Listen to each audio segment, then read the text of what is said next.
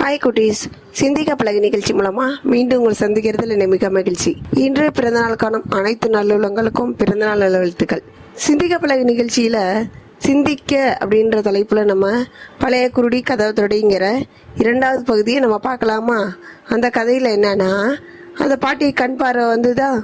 அந்த பாட்டி என்ன செஞ்சாங்களாம், அந்த குடிசையை மாற்றணுன்றதுக்காக கொஞ்சம் நல்லா உழைக்க ஆரம்பித்தாங்களாம். நல்லா தான் கண் பார்வை தெரிஞ்சுதே அப்படின்னு சொல்லிட்டு நம்ம வேலைக்கு போவோம் அப்படின்னு சொல்லி வேலைக்கெல்லாம் போய் கொஞ்சம் காசு பணம்லாம் சேர்த்து கொஞ்சம் வீடு வசதியாக கொஞ்சம் வாழ்ந்தாங்களாம்.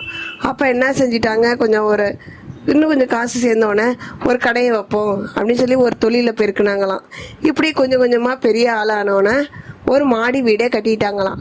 மாடி வீடே கட்டி நல்லா வசதியாக வாழ்ந்துட்டு இருந்தாங்களாம். அப்போ என்ன பண்ணிட்டாங்க, வீட்டுக்கு யாராவது வந்தாங்கன்னா கூட சாப்பாடு கூட போட மாட்டேன்ட்டாங்களாம்.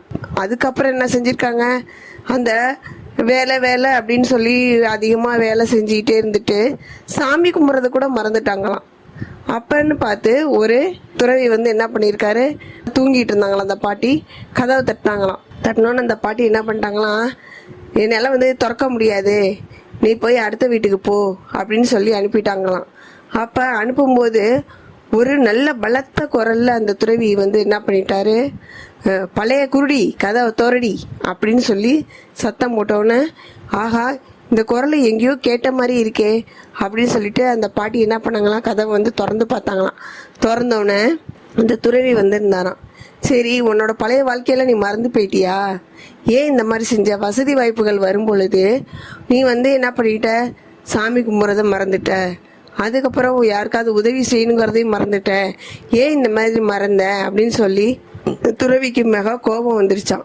கோபம் வந்தோடனே, உன்னோட பார்வை எப்படி இருந்ததோ அதேமாரி போகட்டும் அப்படின்னு சொல்லி சாபம் விட்டுட்டாராம். சாபம் விட்டோட அந்த பாட்டிக்கு திரும்ப என்ன பண்ணிடுச்சு, கண்ணு பார்வை இழந்துட்டாங்களாம்.